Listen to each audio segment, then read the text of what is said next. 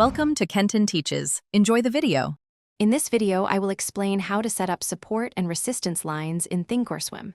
First, open any chart on the platform. Look for the drawing tools icon, usually a pencil or a line, on the left-hand side of your chart interface. Click on it to expand the menu. From there, you will select the price level or horizontal line tool. This is your primary instrument for marking these crucial levels. To effectively draw your lines, you must first identify key price levels. These are points where the market has previously struggled to move higher or lower, often reversing direction. Look for areas where the price has touched and bounced off a specific level multiple times. Stronger support or resistance levels typically show at least 2 or 3 clear points of interaction, indicating their significance to market participants. Once you have identified a key level, drawing the line is straightforward.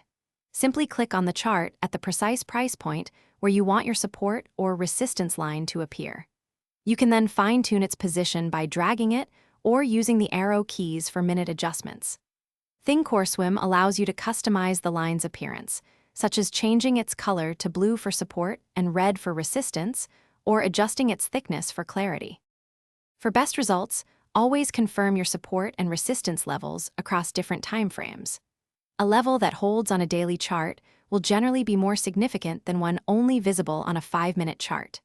Remember, once a strong support level is broken, it often acts as new resistance, and the opposite is true for resistance. Focus on drawing only the most significant 2 or 3 levels to avoid cluttering your chart and maintain clarity. Thanks for watching. Please subscribe if this video was helpful.